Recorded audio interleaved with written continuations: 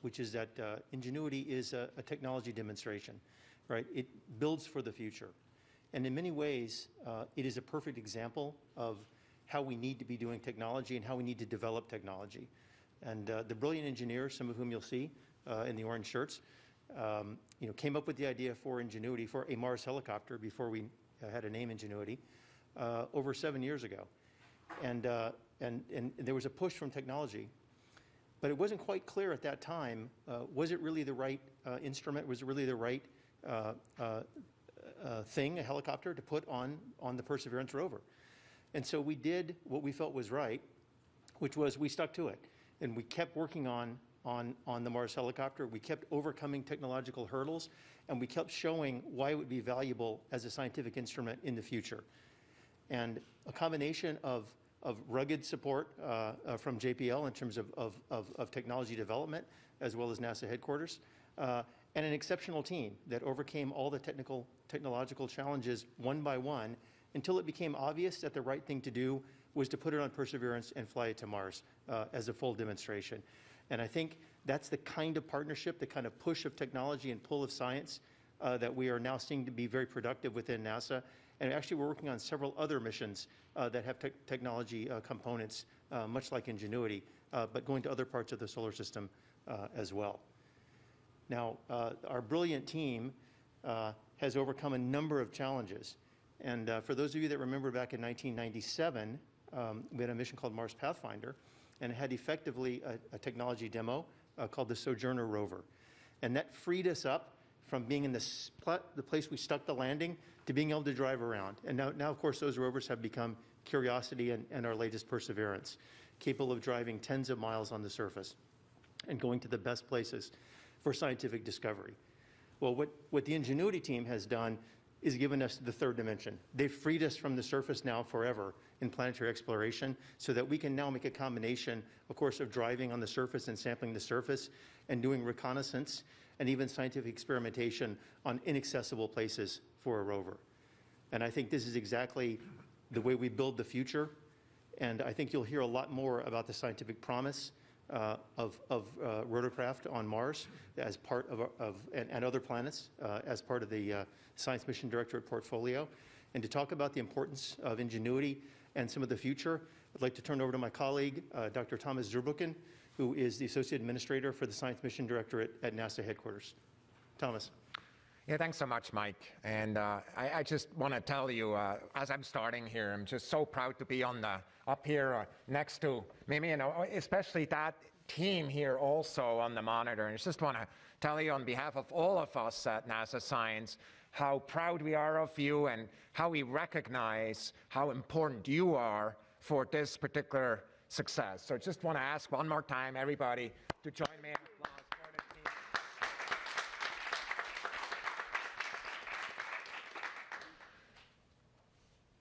The story of this team is compelling. It's a story of a great, perhaps even a crazy idea initially. Many people, have a really hard time. It turns out we all have a hard time, finding that right line between crazy and innovative. It turns out we're often wrong with that line. A crazy idea that was being developed, and this team put that idea into reality. The most important thing that takes, of course, is hope.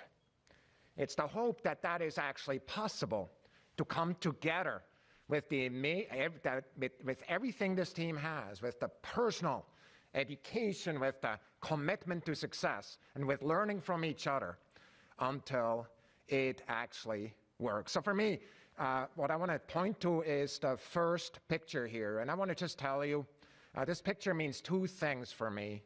On the one hand, I recognize that this picture was taken from the Van Zyl overlook. And my friend Jacob is no longer with me. I see in this picture because I know that he was an important part of making this helicopter happen. The second thing that is important in this picture is what you don't know right now as you look at it. It's actually the after flight picture. And so it landed there, and it landed on the surface after this flight, and it did so safely. And so for me, again, what I see in this is now not only this amazing little machine, but the team that actually achieved that. And it relates this to a story that's 117 years apart and 173 million miles apart, a story that actually started even earlier with a little toy that a father brought home to two kids. They were about 10 years old. It's a rubber band with a little rotor. It's a little toy that never got out of their mind. They became bicycle mechanics, and they started working on this and actually did that famous record in 1903 when they achieved first controlled flight on this Earth. So when we look at the previous picture that I just showed, I want to just tell you that in homage of this amazing achievement, we have designated, and please pull up the next picture, have designated this landing site as the Wright Brothers Field. We are so excited to have these two stories, the story of Ingenuity and their team related to the Wright brothers. And I just want to tell you, as we go forward, actually, that connection has already been made, and we talk about it. I have here in front of me a little sample of the flyer, actually, the actual fabric that did that historic act in 1903. And what I want to show you in the next movie is actually how this sample, you see there's a piece missing in what I just showed you. In the next movie, I show how this piece that is missing was actually included on this flyer, and this morning made history together with it. So for me, Mimi team, Ingenuity team, you know, history connecting those two amazing stories together has been made this morning. And why don't you tell us more, Mimi Young, about it? Right, thank you, Thomas. Well, our team has been working over 6 years, some even longer, towards that dream of experimenting the first ever flight at Mars, and this morning, our dream came true. If we can play this video, this is taken from Perseverance rover, video of our dream, just beautiful.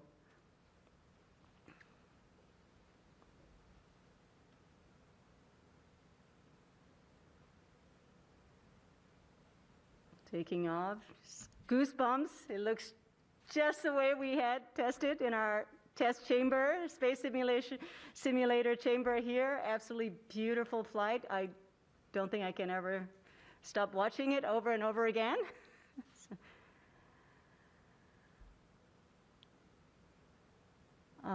And lands. Well, when things work, it looks easy. I would like to take this opportunity to remind how difficult it is to fly a rotorcraft at Mars. First and foremost, because the atmosphere there is so thin, right? About 1% compared to that at Earth. That's like on Earth being elevation 3 times the height of Himalayas. So the air is very thin, and Ingenuity had to be really light, small, and has to be able to fly in this thin atmosphere and survive on its own. It did all of that under 4 pounds. So Bob Belram will be talking more of that, but I did want to remind that. Well, this morning was an incredible moment. Our team reaction here this morning, this video. It was around 3:30 a.m. this morning, but it sure didn't feel like early in the morning. It just felt like a very normal middle of the day, externally exciting. We have data products confirming that we unpacked image and 1 Hertz data. This is downlink handing off to flight control for telemetry analysis. Swash plate servos appear healthy. Overall actuators appear healthy. This flight control confirming that we have EVRs from Ingenuity. Ingenuity is reporting having performed spin-up, takeoff, climb, hover, descent, landing, touchdown, and spin down.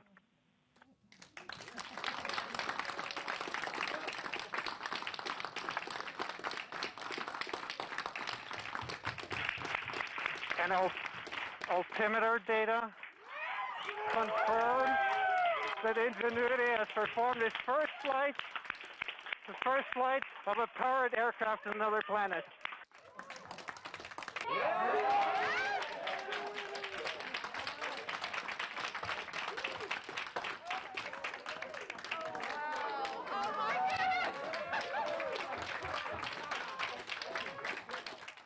It's unforgettable day, unforgettable day.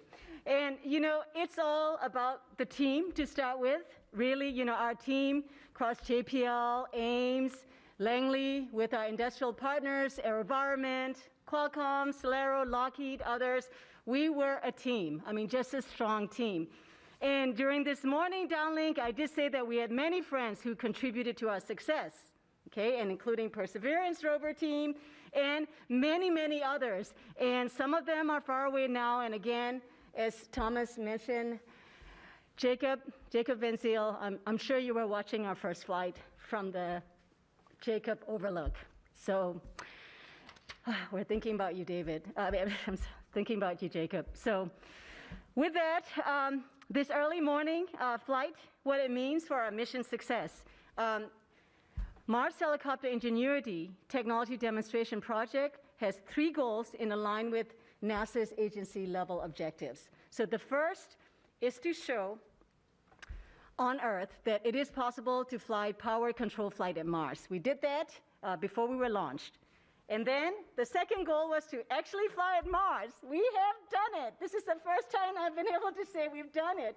And the third goal is to get data back that will inform engineers that are going to designing future generations of Mars helicopters. And we have done that too, and we're going to continue.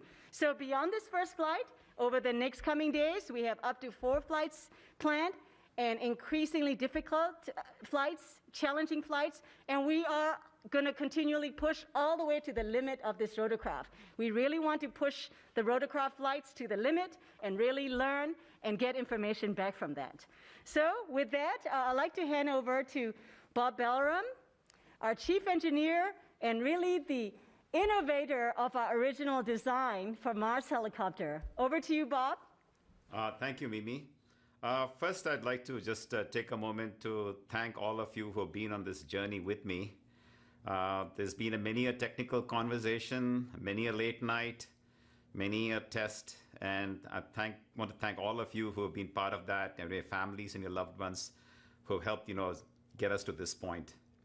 Ingenuity itself is extremely healthy at this point. In fact, she's even healthier than she was before this flight. She shook off some of her dust that had been covering her solar panel and is in fact producing even more solar energy than before. The batteries are looking good. The communication system is fantastic.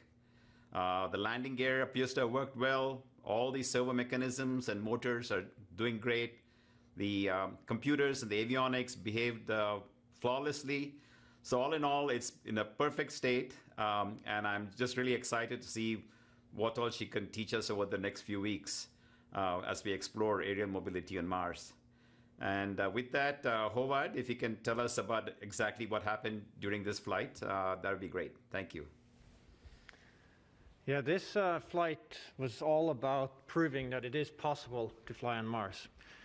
So to that end, what we had instructed Ingenuity to do was to climb to altitude of 3 meters, hover there for a little bit, about 5 seconds, then make a turn of about 96 degrees, hover for another 20 seconds, and then go to land again in the same place that it took off from.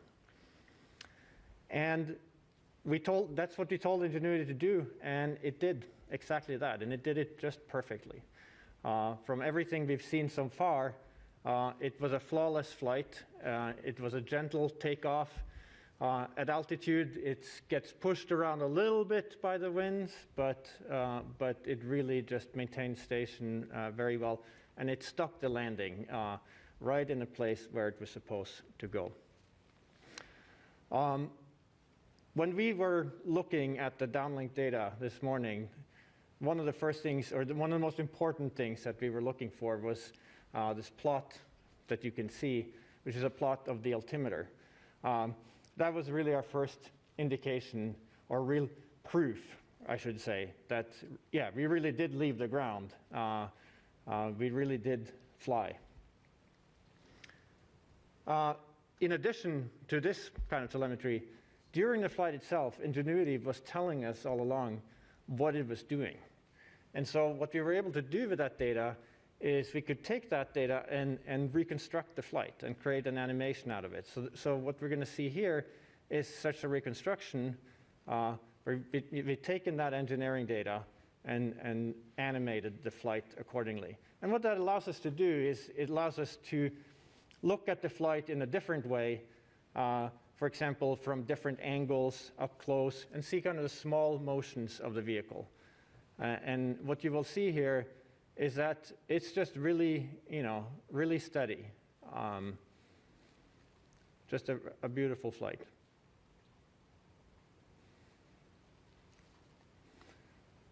This is the initial hover, and then a turn. And then hover again for 20 more seconds.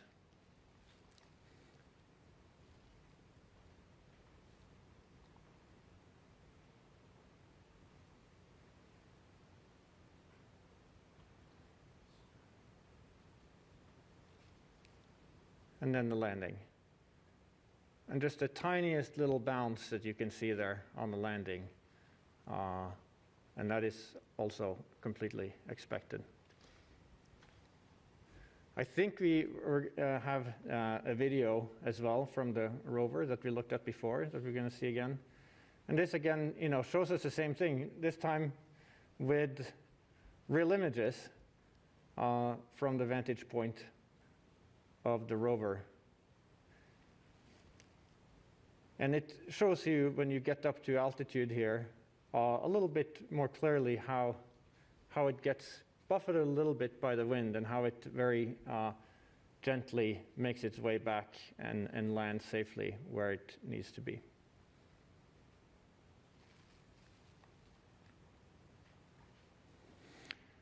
And what's exciting about this is a flight that we've done hundreds, if not 1,000 times before, but always in simulation. It's always been on a computer. And to see it now finally happen on Mars and happen exactly the way that we imagine it is just a really incredible feeling. Now, while it was flying, it has to keep track of where it is. And the way that it does that, in part, is by taking images of the ground below it, 30 images per second, and analyzing those in order to understand how it's moving.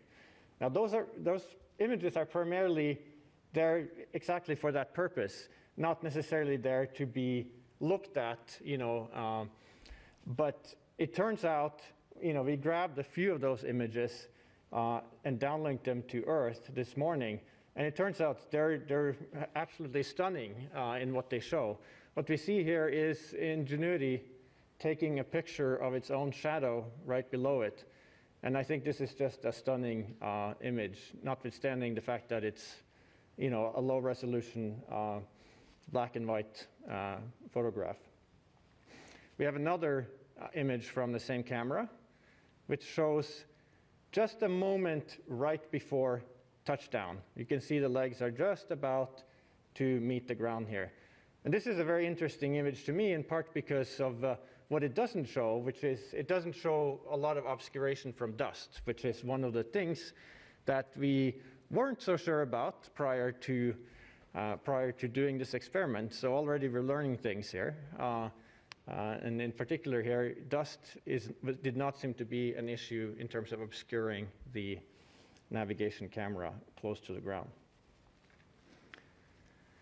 In the next few days, we expect to perform further flights, and we also expect to get color images down from the helicopter. Now, one more thing that I want to mention here is that the International Civil Aviation Organization has assigned us a 3-letter designator for Ingenuity, IGY, India Golf Yankee, with the call sign Ingenuity.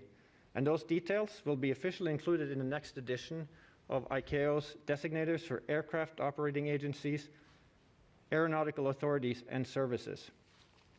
And the location of the flight was assign an ICAO location designator, J0 for Jezero Crater, where the NASA Mars operation took place.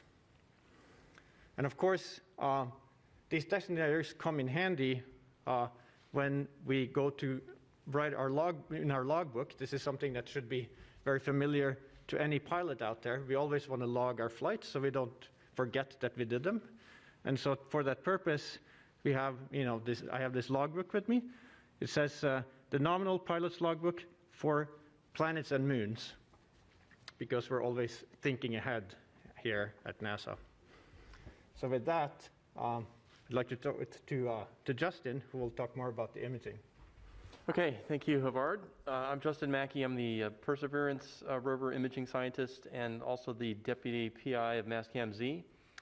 And I'm here just really happy to be here to share with you the results of our imaging over the last few hours on Mars. There's sort of two cameras that we're talking about. The video camera is the Mastcam-Z camera, which is a science camera that PI is Jim Bell at Arizona State University and his team over there, and it was built by Malin Space Science Systems down in San Diego. Mike Kaplinger, Mike Revine with the hardware group built an excellent piece of hardware for us, and also Jensen running the ops team down there, and Kim Saxon here at JPL as our instrument engineer. And a whole team of people made this happen, so I just want to just thank all of them for getting us to this point. And then the other camera, I'll show some pictures of from the ECAM system, the navigation cameras on the rover with our ops team. Those cameras were built here at JPL and our ops teams, Nick Ruoff and Amy Culver. So just credit to the entire rover team. I'm wearing my rover blue here. I'm actually on the heli team also, but I had to pick a color, so I'm representing the rover team here. The uplink and downlink engineering teams, just keeping the rover running, the orbiters, our partners, getting us all this data. It's just really amazing, and we thank all of them, both here in NASA and ESA, TGO, and also the Deep Space Network. So I just wanted to thank all of these people for making this really happen. They enable all of this work. So with that, without further ado, I guess we'll go to the video one more time because you cannot see this enough. By the way, it only came down about 2 hours ago, the full frame. So let's go ahead and show the video. I'll talk a little bit about it. It's a 720p video. It's 1280 by 720 pixels. It runs at about 6.7 frames per second. And we originally had the strategy of downlinking the 2.4 second snippet. So there it goes. You can see it taking off. And if you look carefully, you can see it turning in flight. People have talked about that. And this is new. This just came down right before this press conference. Turning in flight and then coming back and landing. So I mentioned the frame rate. This is with our one of our wider angle settings on the camera, 34 millimeters. So it's a little more a contextual shot. We also shot a full zoomed version on the heli itself, where the heli flies out of the field of view. We have not downlinked those full frame images yet. So we're expecting those in the coming days. We did verify from the imagery that the heli did take off about 3 meters above the surface, so that's an independent verification. The heli blades are a little blurred due to it's about a 10 millisecond exposure, which is about a 1/2 rotation of the blade at 2600 RPM, roughly, like 0.4.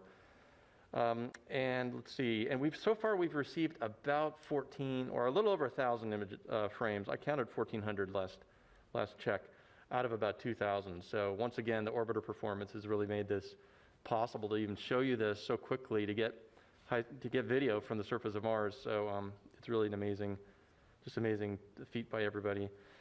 So the next image then is, again, going back to the fully zoomed 110 millimeter Mastcam-Z picture of the heli on the ground. Again, this is just a nice shot showing, if you look closely, it may be hard to tell, if you look closely at the center, you can see that there's a camera on the helicopter itself that is now facing the rover, and it was not facing the rover before, so that's proof that it did turn in flight. And it's just a nice shot showing that the heli landed safely, and that's just a great picture to have. So then the next picture is now switching cameras. We're going to go to the NavCam camera, and the NavCam camera does not have the video capabilities like Mastcam-Z, but we did take pictures during the flight, and this blink, hopefully it'll blink. You'll see the heli, that's the heli on the ground there. looking carefully. Okay, no, actually, you know what? This is the other one. Now, if you look carefully at the heli, you should be able to see it shifting. That shows the difference between the takeoff location and the landing location. Maybe hard to see in the video, but we'll put that out on the. We'll release that so people could look at that more closely. I can see it from here, but hopefully it'll come out on the video.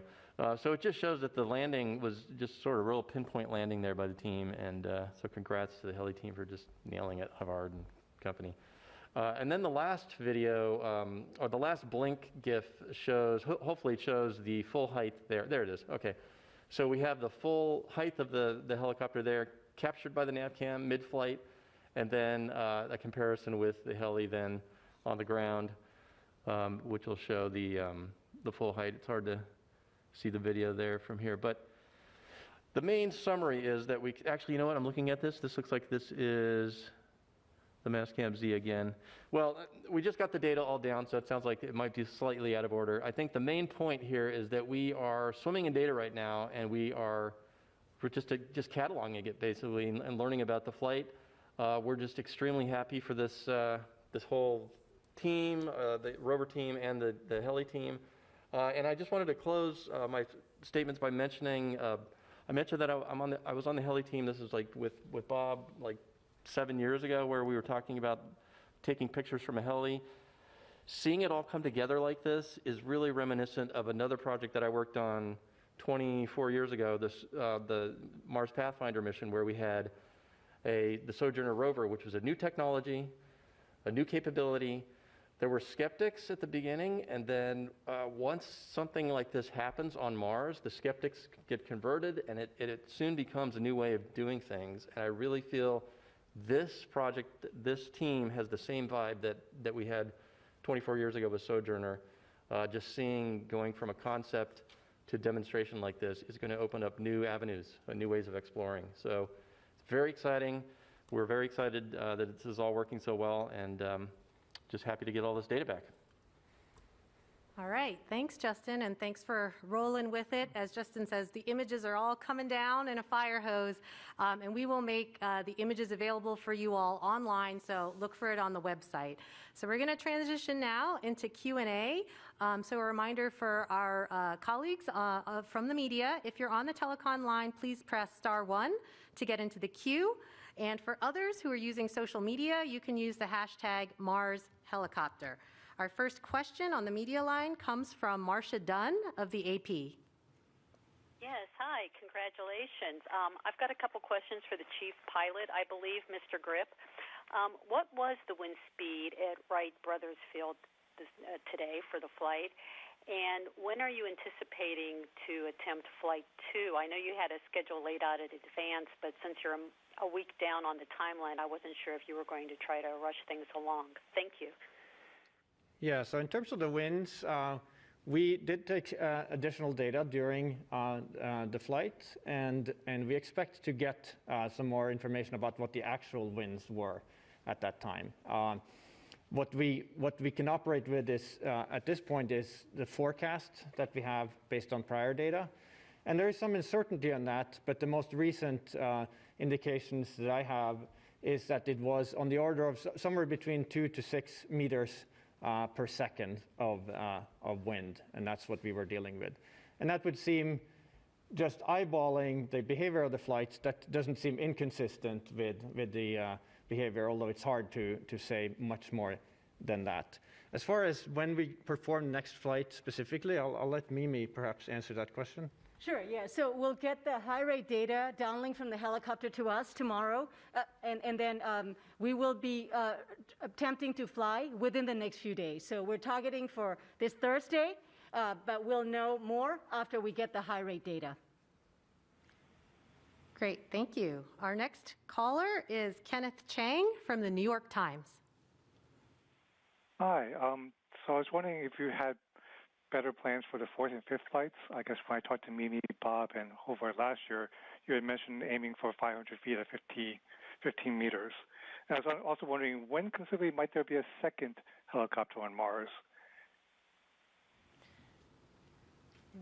So in terms of flights 4 and 5, I think we still have a little bit of team discussion, on basis of just today's flight, the results of that, and what we're going to get over the next 2 flights, flights 2 and 3. And that will inform what we do for that. But just in general terms, what we're talking about here is going higher, going further, going faster, stretching the capabilities of the helicopter in those ways. But exactly how far in those directions is a discussion that we need to have. So regardless, I can add that we will be pushing the envelope. So as we succeed in certain lateral flights, we're going to go further, faster, definitely, especially towards the end of the experimental window, we will be pushing the envelope and really stretching and understanding how well, we can fly. So for the second helicopter question, I think I'll pass it to you, Thomas. Yeah, and of course, second, the answer is I don't know what the answer is. When are we going to fly? I mean, what I'm really interested in is, frankly, the science community's ideas about how to turn this into a science machine, from a tech demo into a science machine. And you see what the opportunities are to fly to Mars. You know that we have some things scheduled in 26, 28 with Mars sample return. But we do competitions on a regular basis for missions that go elsewhere. I mean, we're really interested now going forward, but there's nothing set right now into stone as to when the next helicopter will be going to Mars. Okay, great, thank you. Our next caller is Bill Harwood of CBS News. Are you there with us, Bill? I'm sorry, can you hear me now? Yes, there you are. Oh, sorry about that. This is a question for Mimi. You said in your blog post over the weekend that you guys had come up with this software fix, and you warned us that there was maybe a 15% chance it wasn't going to work. You didn't know for sure. And then if it didn't, you just would try again. What is the strategy going forward, given the results today? Is that what you would do on flights 2, 3, or 4 if one of them gets delayed by this software problem? You would just try again. And I'm wondering, is there a deadline where the Perseverance folks really want you to be finished so they can go on with their mission? I'm trying to wonder if there's some clock running on you guys. Thanks.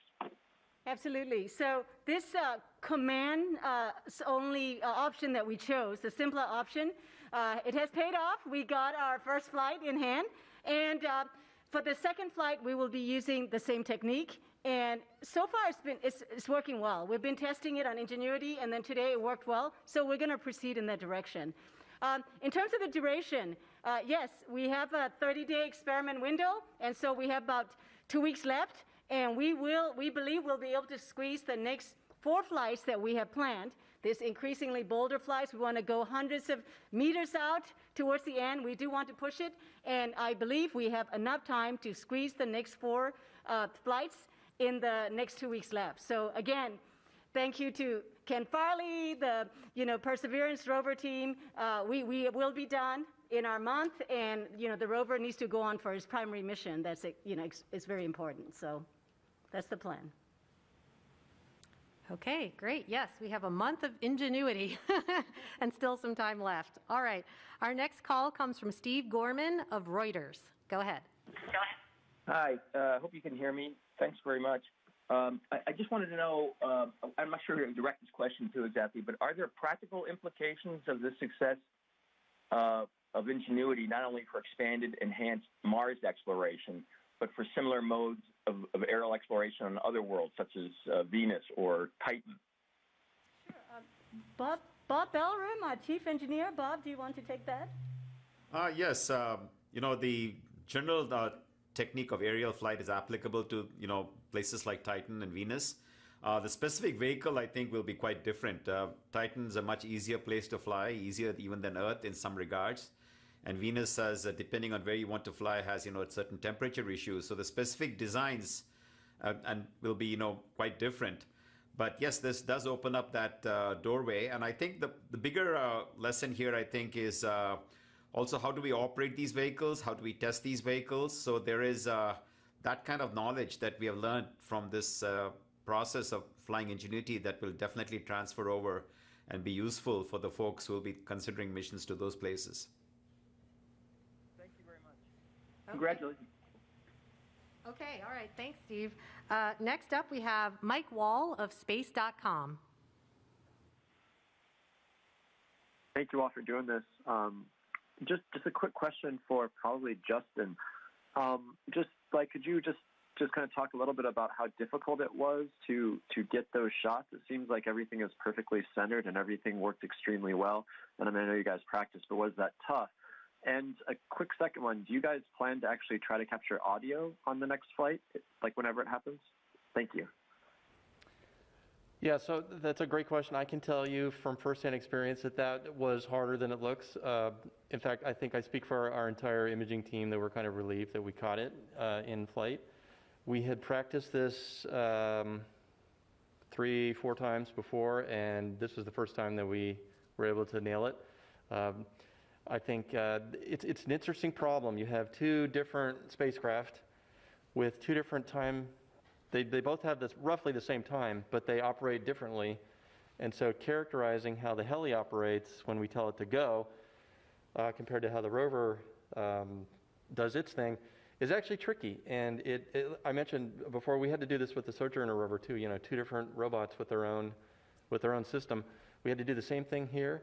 And I think it's a credit to the team that we kept trying and over, and we were having debates, should we do one long video at one spot or do scatter shot? And so we ended up doing a mixture of both. And the fact that it worked out so well is just amazing to all of us, and we're very happy to be able to show these videos today. So that's the long answer, but it was tricky. I'll just say that. And like I said, we're all breathing a sigh of relief. The second question was, what was the second question? What's that? Oh, the microphone, yes. We do have a microphone, and there is a plan to record the sound. We didn't want to put that into the first observation or the first try because it was complicated enough just trying to get the video to work. And so we're going to be putting that in an upcoming plan. I'm not sure if it'll be the second flight, but it's certainly one of our later flights. We have two microphones. We have the EDL cam microphone and then the super cam microphone. And I can tell you the microphone owners are very eager to try, and so we're waiting in the wings to get them to get a chance to record it. And that goes along the lines of, starting out conservative and getting bolder. And one concern we have is if we turn on the microphone, just in case there's a chance of, EMI interference between the microphone and the helicopter flight. So we really want our a few birds in our hands, and then we'll play with the microphone at that point. Okay, great. Okay, next caller is Paul Brinkman of UPI. Hi, yes, thanks for taking my question. Mimi, I guess I would like to know, you kind of hinted at this several times. Do you actually want to or expect to see Ingenuity crash at some point because you've pushed it to its limits? Is that kind of like the ultimate test to see how far it can go, or what do you ultimately think its fate will be? I've heard some people just in idle conversation wondering if it could tag along with Perseverance to stay in communication range. So what will its ultimate fate be?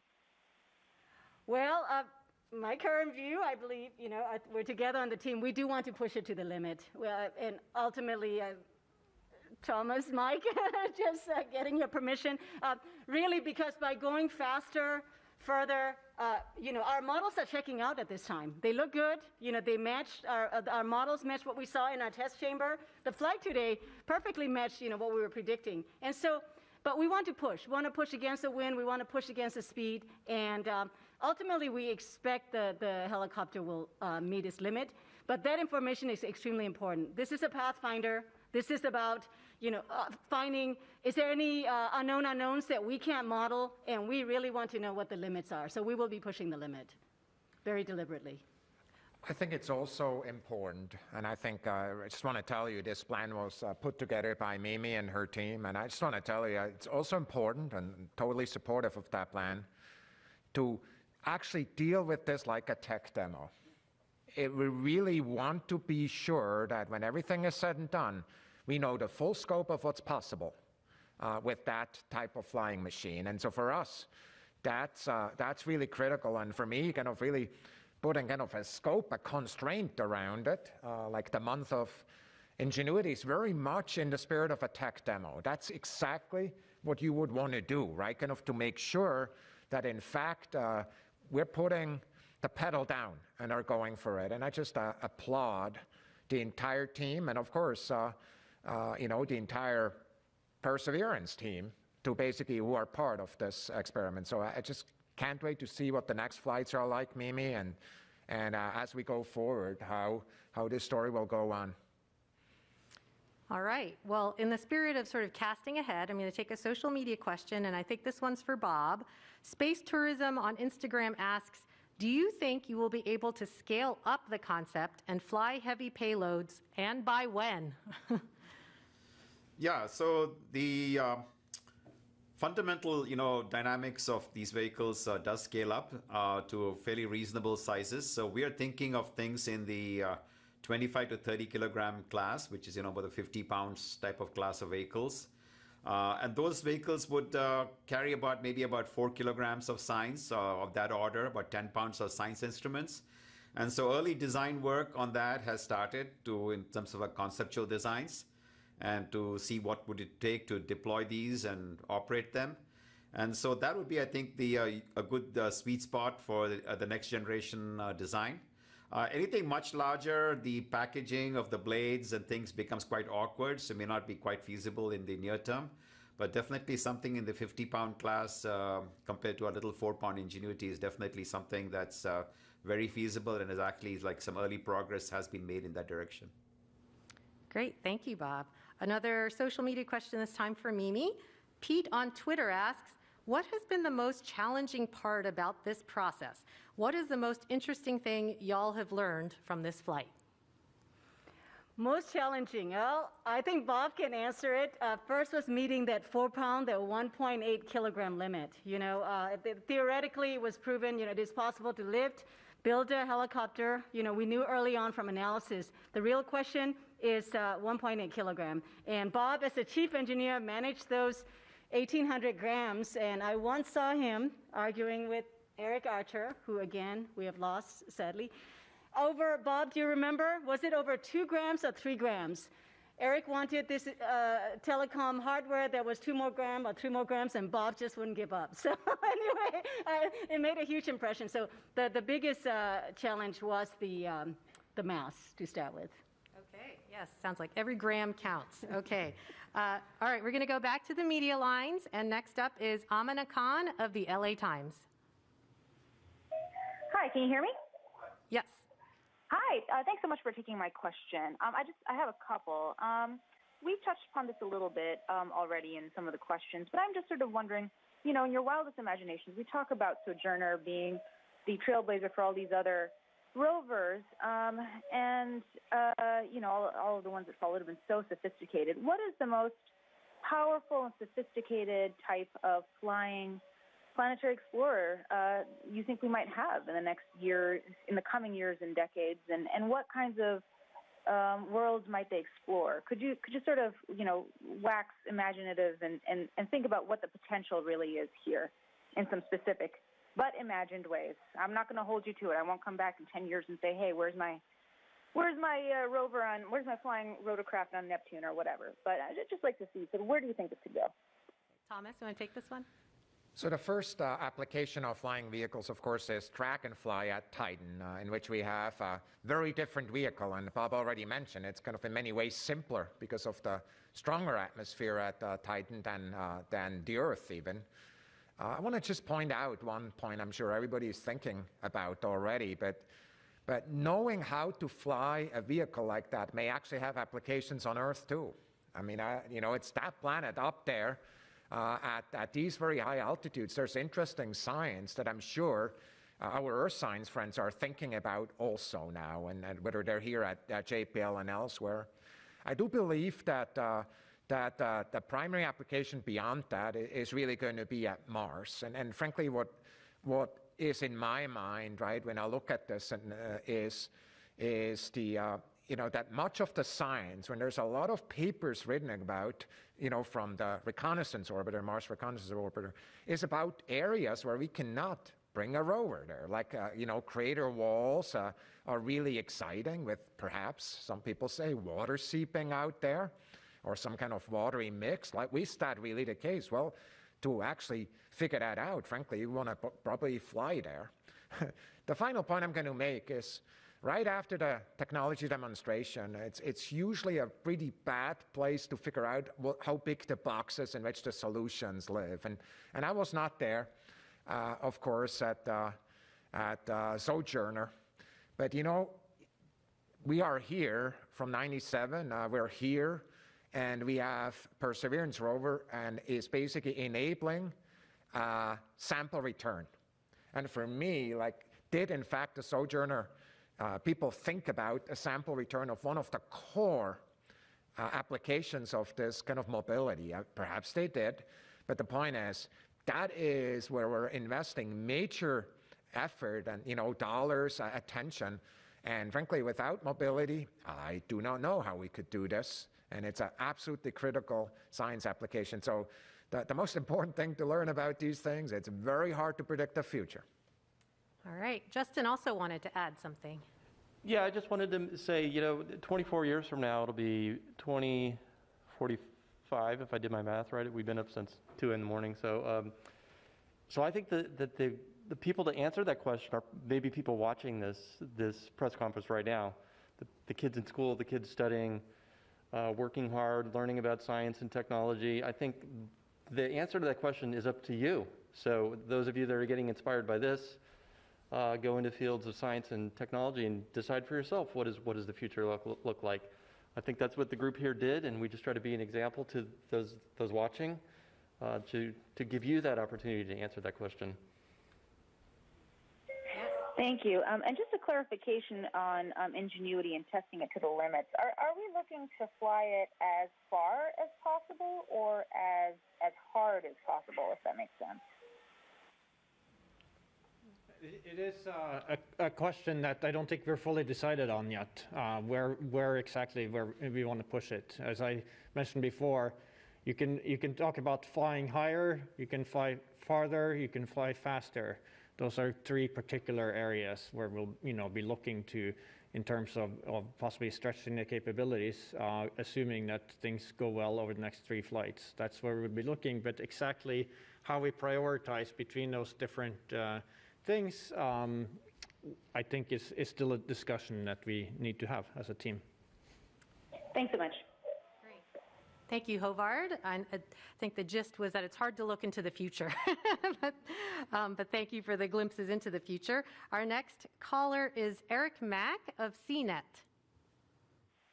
Yeah, hi, thank you for taking my call.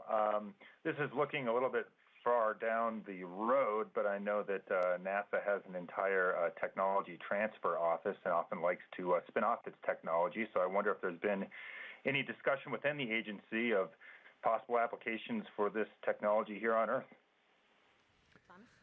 So I did not check with the Technology Transfer Office, of which we're really proud. There's a number of technologies that were, transferred in many different applications. In fact, I met one of my friends told me that he started a whole business based on one of these technologies. I just only learned about this recently. I would not be surprised if, a company somewhere basically says, this is amazing technology, I want to learn about it, or, whether or not the work is in this particular, in the research arena, like where we're working, or in other arenas that one could imagine, right? I mean, so much of this is in the area of dreams, right? I've been thinking, I can't get out of my mind the amazing movie footage this would be if we saw somebody going up Mount Everest and seeing a kind of a drone on the outside actually covering that from there. I mean, nobody has ever seen this, how would that look? I'm not aware of any negotiations right now, but I'm sure if there's interest, the team is ready to support it. Thank you. Great. Okay, next caller is Stephen Clark of Spaceflight Now. Go ahead. Thank you, and congratulations to everyone. Stephen Clark, Spaceflight Now. A couple of questions. One for Hovard. Do you happen to know the velocity, vertical velocity at takeoff and touchdown of the helicopter? And also, maybe Mimi Yang can refresh my memory on the flight plan details for flights 2 and 3, since you have those, I think, already planned out. And just refresh my memory on the altitude and distance planned on those. Thanks. So I think the question was about the philosophy for takeoff and landing for Ingenuity. And so to take off first, the way that we take off is we boost off the ground with the fixed, what we call collective setting, that basically provides a thrust that's well above what the aircraft needs to hover. So it sort of boosts off the ground with limited control in that very initial, split second. And then once it separates from the ground, gains just a few centimeters of altitude, then we take full control of the vehicle and guide it up to the altitude that it's going. And that is because we don't want to be fighting against the ground with the legs on the ground. We don't want to be fighting with it by applying full control at that point. We want to separate cleanly, get out of ground effect, and then continue controlling. On landing, our philosophy here is to basically fly towards the ground at a constant speed. In fact, Ingenuity is commanded to fly through the ground and then just stop doing that when it detects that it's not able to do it anymore, because that means it's met the ground. So it uses the onboard inertial measurement units in order to detect that it stopped making progress downwards, and then it instantly lowers the collective to stop producing thrust and settles on the ground. And then on the flights 2 and 3, the second flight is to take off like today, except higher to 3 meters height instead to 5 meters height instead of the 3 meters height that we went up to. So we'll go up to 5 meters height and then fly laterally for about 2 meters, come back the 2 meters and land from where the exact spot that the vehicle took off on. And then following that, flight 3 would be again to go up to 5 meters and then fly laterally 50 meters out, and then come back 50 meters and come back. Any other description you want to add to those flights, Howard? Yeah, no, that about captures it. So it's sort of taking things stepwise. Again, the next flight we will be testing higher altitude, so that will be one aspect of it, and then the ability to track to different waypoints that aren't co-located like we have here. And then for that third flight, we would be translating further, and at that point also faster. Normally 2 meters per second is the forward velocity that we'll be using for that third flight. Okay, thank you. We're going to go to another media question from Joey Roulette of The Verge. Hey, thank you for taking my question. This one's for Thomas, and it kind of echoes some of the other questions already asked, but from a broader perspective, how much more confidence does this flight give you for sending more helicopters to Mars or other planets? And for Mimi or Havard, what exactly does pushing Ingenuity to its limits mean, and how high, I guess, could it go based on the data that you guys are seeing now? And is there anything that you guys are seeing in this data that kind of tells you what those limits might be? Thanks. Hey, Joey, really appreciate the question. Look, I think of exploration, there's a box somewhere in my mind in which kind of all the things we know how to do are in that box. And kind of every mission that we're flying is a combination of the things we've already proven. Well, since this morning, there's an entirely new tool in that box. And it should be combined with the other things that are there. And I'm very confident that great ideas will emerge with that technology proven here for new missions. I would be very disappointed in the science community and the technology community if they didn't come up with something utterly amazing because of the new dimension that was added by this technology to explore. So for me, I'm confident we'll see a lot of this as we go forward. What it is exactly, I can't tell you today. Yeah, so again, in terms of how far we challenge it and what direction is still a little bit of a discussion, but what I can say a little bit about is, what are the things that we are challenging, if we go, say, faster with the helicopter. One of the things is airspeed. So the aircraft is tested up to a certain airspeed. And so by going faster, we would be challenging those limits. And that challenges the aircraft in terms of its stability margin, its ability to handle those larger airspeeds.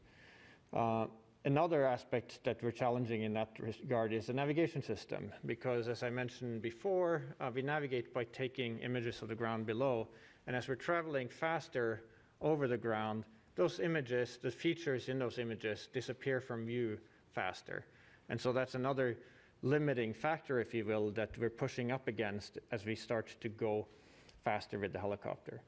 In terms of altitude, a main limiting factor there is our altimeter, which is actually a laser rangefinder that measures the distance to the ground. And so we're limited by how high we can fly before that stops working properly. And so nominally there, we're looking at probably somewhere, at 10 meters or a little bit more, but not much more than that before we would start to run into limits with the laser rangefinder. Well, to put a number on the distance, Hovat, I'd love to push it to 600, 700 meters. So just putting it on the record. Okay. So anyway, this is the further team discussion we're going to have. I'm being more cautious here, but yeah, I'll take that discussion. Okay, all right, thanks for that. Next caller is Guy Norris of Aviation Week. Yes, thanks for taking my call, and congratulations on an amazing achievement. Obviously, you are at the beginning of the first ever extraterrestrial flight test program, I guess, and one of the things I was wondering about, just to go back a little bit to what Mimi was saying, was the lessons learned, how quickly you'll be able to draw on these lessons learned for the following flight test program, for the following flight test. Specifically, the RPM, the liftoff RPM and the descent rate that you saw on this first flight, will you be able to basically work on analyzing whether those were within predictions, as you said? And the last part is just, could you say what these vertical velocities were on liftoff and touchdown? Yeah, so we will be getting, so the data that we've seen so far is actually fairly limited. We will be getting, in the next few days, we'll be getting a lot more data down from the helicopter, and that'll tell us a lot about how it performed. So in relation to the RPM, for example, the RPM is set based on what we expected the density to be at the time of flight, in order to put us in a particular operating regime. And so what we will see when we get data down is we'll see what did the helicopter have to do in terms of the controls operating at that RPM. Were we operating at the set point that we thought we would be, or were we off from that? And that'll tell us, among other things, something, it'll at least tell us to what extent was the RPM appropriate for the density that we were at. So that's one example of that. We'll also get a lot of metrics that will help us analyze the navigation system and see how well did it do at tracking features on the ground during flight. And then I didn't actually hear the last question that was asked, if you could repeat that. It was really just in terms of the velocity, really, of but as you said, I think you're still going through the data. I just wondered if the touchdown did seem rather sporty in terms of the descent rate, but I presume that, as you mentioned, is part of the philosophy of how you approach that landing sequence. Yes, it definitely is. So we descend at 1 meter per second. And as you know, in terms of sportiness, you can see we don't slow down when we start to near the ground. And there are multiple reasons for that. One of them is we just don't want to hang out too long in ground effect. Another reason is we are assuming that we could be obscured by dust when we're operating close to the ground. Now, as you can see from the images, we don't see much indication of that, but that's been our long-standing assumption, and for that reason we don't use the camera or the laser rangefinder when we're near the ground. We're just operating based on what's called inertial measurements, and those tend to drift very quickly. So we want to when we're in that mode, we need to get down to the ground quickly. So that's another reason to just aim for the ground at a high relatively high velocity and not try to slow down too much in the process. And the third reason is because we're sensing that we're meeting the ground, we want to do that confidently. You know, if we just barely touch it, it's hard to detect that that's what you did. And so we touch down confidently. We can very easily detect that we did so, and then we can stop flying. Got it. Okay, all right. We're going to take a social media question here. This is for Mimi. Donnie on YouTube asks, what advice would you give for girls and young ladies in school around the world who are interested in pursuing a career in space-related technology? My advice, if you're attracted to it, go for it. Don't let anybody talk you out of it, including yourself. So I like to say, find an intersection of what you like to do, what you're good at, and the cause that you want to, make and improve on. Find that intersection of those three. When you find it, like it sounds like you are attracted to STEM, go for it. And it takes tons of hard work, but it won't feel like hard work because you're going to enjoy it so much. Your passion's going to come out of it, and you will be able to make whatever you want to make happen. So yes, my biggest advice, don't let yourself talk you out of it, and definitely don't let other people talk you out of it. Thank you, Mimi. Okay, we're back to the media lines. Rick Lovett of Cosmos Magazine. Go ahead. Yes, thank you very much. My question has already been answered.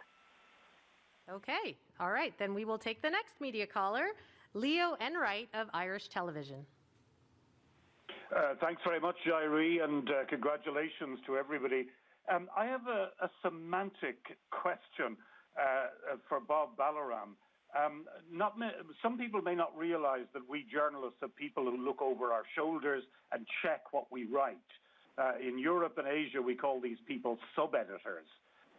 And my sub-editors want to know, why do I keep calling this a helicopter, and why do I not call it a drone? Can you help me answer that? And Jairi, if I could ask a second question to Justin Mackey, to know where is Perseverance going to be during this extended flight test program? Is it going to stay in place, or will it move around between flights? Thanks.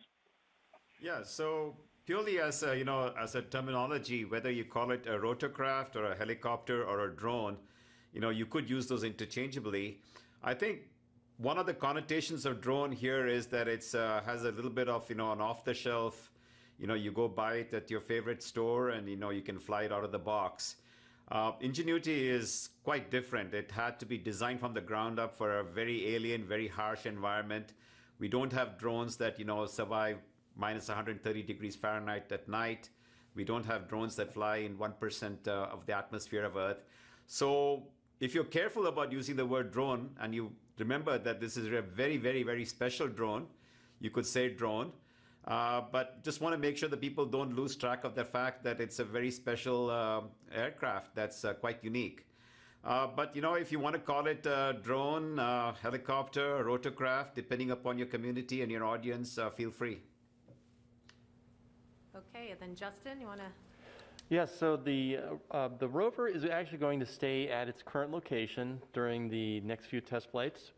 This location was actually, there was a fair amount of discussion about where to park for the duration of the month of Ingenuity, and the science team spent time debating that and picked this location. There are a lot of interesting nearby rocks that the team has actually been, over the weekend, doing a lot of interesting discussion about trying to understand where the local geology, and they're keeping very busy actually. I will also mention too that this is giving the team a chance to just look at all the data. We've also been using Mastcam-Z and the SuperCam RMI remote microscopic imager to take really detailed pictures of the delta remnants. And there's been a lot of discussion about which way should we head into the delta. Should we go one way or the other way? And so this is giving the team a chance to get caught up on all of that too. So we're going to be parked right where we are. We like this location, and I don't know if any of us mentioned, the heli is about 70 meters away from where we are right now, 69 to 70 meters. So we like that vantage point. As you can see, we get a good view of the heli, so we're happy with the current location. Okay, we're going to take another media question. This one is Rose Ann Aragon from KPRC TV. Thank you so much for taking my question, and congratulations. This is sort of whoever would like to answer this. I understand that you have done hundreds of simulations of this. I'm interested to know, is there something that you have learned that's significant that was not in line with what you had predicted with the simulations, other than the dust and the cameras, of course? It looks like, like it did in simulation. It's, again, we're going to get more data, and so we're going to mine through that, and we're going to learn things from that, and there may be things there that are unexpected. But just looking at what we've seen so far, it certainly, flies very much like what we predicted in our simulations, which is really great. And as far as the dust, yes, our fears about having obscurations from dust near the ground do not seem to be borne out. We always knew that there was uncertainty with that, and we always took a cautious approach to it in terms of how we designed it. And I'm happy that we did. And but it doesn't seem like the worst concerns in that area came true. And just to add to that, this morning, Jaakko Karras, who was looking at the telemetry from the motor and the servo controls, he said, telemetry just looks exactly like what we see in the chamber. So anyway, it is looking really good, and but we'll be scouring through the data. This is what Tech Demo is about. So we will be looking at the high definition, high rate data over the next few days. Justin, do you want to add something? I'll just add, from the imaging point of view, we've learned a lot from this first flight. It's very hard, as you might imagine, it's very hard to simulate a helicopter at 70 meters, full speed, spin, to get the timing. And so we're going to take what we learned from our imaging today, and we're going to work to improve the additional flight imaging attempts. So stay tuned, and we're hoping to have even better video to show. Great, okay. Thank you so much. And go ahead. With the full scope of understanding the vehicle itself, where will this helicopter be the most productive and that would bring the most information on Mars? Thomas, do you want to take that? There are many areas on Mars that, frankly, we would like to have more information about. And that information is not accessible in any fashion by rover. And so for me, if I was to make a prediction, and again, Yogi Berra said it's hard to make predictions, especially about the future, and that also applies here. But if I was to make a prediction, I would say the first type of applications are in one or another location like this, especially crater walls or specific craters where we just can't get in, and we would like to see what's there and how the walls are composed. But somebody else may have a different idea here on the panel, or I'm sure in the science community with 10 scientists will have 20 ideas. Okay, thank you. All right, we're going to take another social media question. Maybe Mimi can start with this, but it probably applies to everyone, especially the people on our video conference. Stephanie Lee on Twitter says, how is the Mars helicopter team going to celebrate this amazing accomplishment? Well, okay, I'll answer. First of all, this is the first day in our 6-7 years of effort that we feel licensed to celebrate just the way we are. Horace, one of them, Josh Revich, another one, Teddy Xenatos is another one. There are a few who have never let me celebrate fully that have always said, not yet, not yet. And so we've had a long journey. We came from a little prototype to a risk reduction vehicle, to engineering development model, to Ingenuity, and then how to get onto the rover, getting launched, and then surviving the launch and surviving the drop, and and here we are. Every step has been huge, and we have never allowed ourselves to celebrate fully. So yes, we will be celebrating 100% fully. We're authorized for the first time. But I'm sorry to disappoint you. We don't know what our party plan is. At least a WebEx happy hour. Now, Bob, do you want to chime in? Bob is usually, can you tell? He's our chief engineer and innovators. He always thinks out of the box. I don't know, Bob. What should we say? Oh, I don't know, Mimi. I think we could look to you for leadership even here. Jeez, then we're in trouble. So anyway, that's a great question. Yeah. Well, I know we're under COVID conditions, but hopefully you could see everybody smiling under their masks. All right, we're going to go back to the media lines. We have Kin Song Lee from Hong Kong Cable News. Go ahead. Hi, thank you. I'd like to ask, what's the meaning of this flight for the aerodynamic studies? And I hope you could explain a bit more on whether we could fly other kinds of aircraft on other planets. Thank you. Hovard? Yeah, so it's very significant in terms of validating, the aerodynamic modeling that we've done in this project. So, I say, it looks like what we've simulated, and that's great because it validates, the work that we've done. It means, we got it right. And that is a huge thing in this case. And we'll of course learn more as we get additional data and do additional flights for that. And as far as doing flights elsewhere, I think maybe Thomas could comment on that. So I think there are a number of flights we would like to do on Mars, right? And we need to figure out what the right places are to go and the right applications for that. And my hope is that science communities around the world are starting to focus on this. Going to Titan is something we're already working on right now with a vehicle called Dragonfly that is under development. And even though that's a very different atmosphere aerodynamically, a lot of the lessons learned here is how to test these vehicles and how to get them ready and actually put them in place. I think a lot of these lessons learned here are actually utterly applicable. There's other bodies, of course, in the solar system with atmospheres, and I would not be surprised if great ideas can come about to go to these as well. But those are the two obvious places to think about right now. Okay. All right. We have another caller on the media lines, Ken Kramer of Space Up Close. Go ahead. Thank you very much, and congratulations to the whole team. I have a question. For the fifth flight, if you get that far, is there any possibility that you might fly the helicopter towards the path that you're going to drive the rover and then drive past? If you do that, would you then drive up to the helicopter and take some pictures of it and inspect it and see what it looks like? And for Thomas, do you have any room on the 2026 lander for a helicopter? Thanks. Well, for the fifth flight, after as much as I can push her bar to go as far as possible, I care about going really far and really fast. That number, which I'm really hoping is 600 meters kind of distance, and as fast as we can go is what we care about. I have to say I did share with Ken Farley and Mars 2020.